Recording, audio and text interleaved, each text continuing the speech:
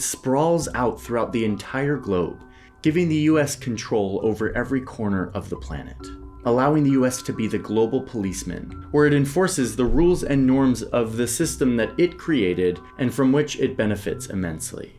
So, one quick answer to this big question of why the United States spends so much more on its military is actually pretty simple, because this is the cost of being the global hegemon, the one who gets to enforce the rules and maintain control over the globe. Okay, but let's keep going on our budget. That's the point of the video. The next big category here is people, military personnel. $172 billion.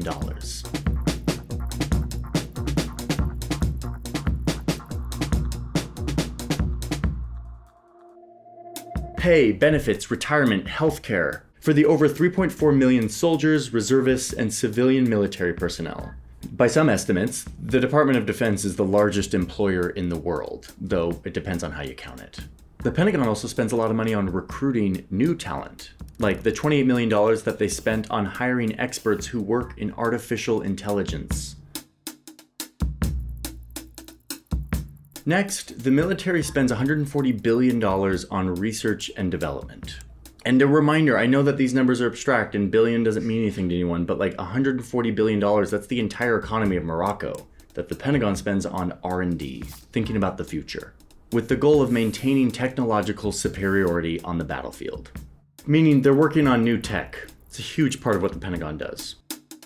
Now, a lot of this stuff is classified, but we do know that the Pentagon is spending money on stuff like AI, using AI to analyze drone footage to improve their targeting capabilities, building autonomous submarines, or these insane military lasers that they use at sea to attack other ships.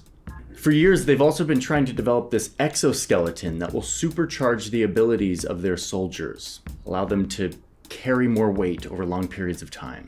Although this technology, while potentially promising, isn't really there yet, but it might be soon. Now, the Pentagon pours a lot of investment into these technologies for the battlefield, but sometimes this tech actually turns into stuff that we use every day, like GPS, drones, voice recognition, the computer mouse, and the internet itself are all technologies that were first developed, at least in part, by the US military. The World Wide Web, or the web, was created for and by the United States Department of Defense.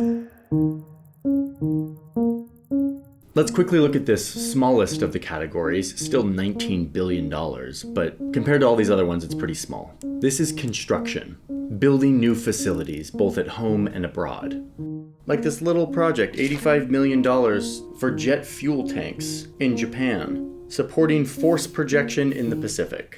Or it looks like they're proposing $75 million to spend on a new operations support facility in Southern California. And finally, we get to the part of the budget that you probably think about when you think of military spending: procurement. $167 billion, the entire economy of Ethiopia, to purchase all of this.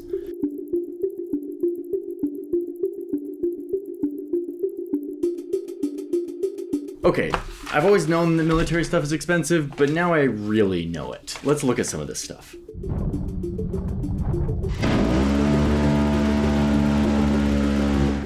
This jet costs around $142 million. The US bought 77 of them in 2023 and is asking for another $14 billion to buy 83 more this year. And they're pretty spendy to fly too.